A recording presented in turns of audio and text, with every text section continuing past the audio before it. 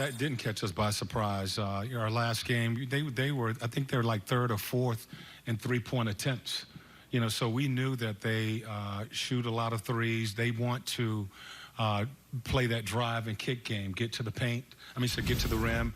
If the defense collapsed, then they will shoot threes. We also knew that they played better. Their road record is better than their home record. And really, it's because they play loose. They play loose on the road. They shoot the ball like that, and they're very capable of knocking down those threes. We had to, do a better job of getting up on those guys and closing out. But they were hot. We have to give them credit. I thought some of those shots was right over us, but we needed to get close, get some stops, and put this game away. And we got the stops when we needed to. Nate, one of the big questions going into the year was kind of who's the closer, who gets it in the last minute. It feels like Malcolm Wright has really settled in to that role. How do you feel about that? Yeah, I'm comfortable with Malcolm handling the ball, whether he's initiating offense or running it. We basically went to a couple of different guys late in the last 2 minutes of the game. But once it's under a minute, normally we're involving Malcolm and Domas in some type of action, a two-man game. And those have been the guys that have done good things for us this season. So yes, we're gonna put the ball in his hands and let him make decisions for us. One call that turned out to be big was the one you got overturned on Lamb's foul.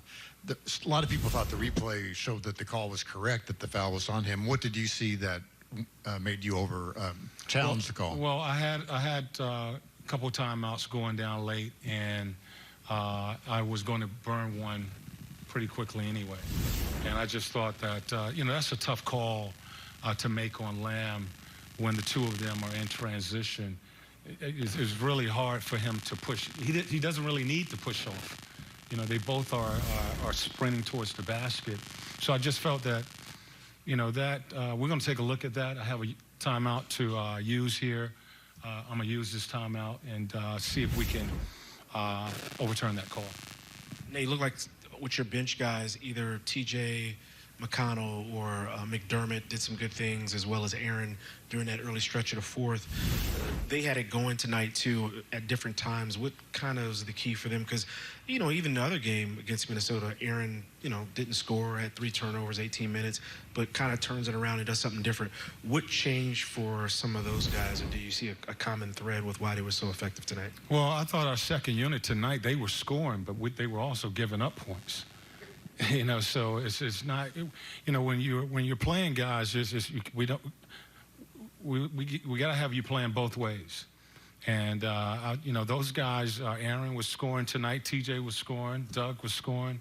But that second unit, they also was giving up points. In the second quarter, they scored 35 points in that second quarter. And we were basically trading baskets with this team all night long. So, they've been able to score.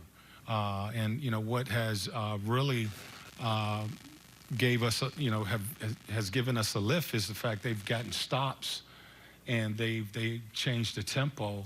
They've been scoring. Last game Aaron didn't score, but that second unit did score with Doug and Domas and Justin and TJ. So they've been scoring. Tonight it was just defensively we really wasn't getting stops. What do you want?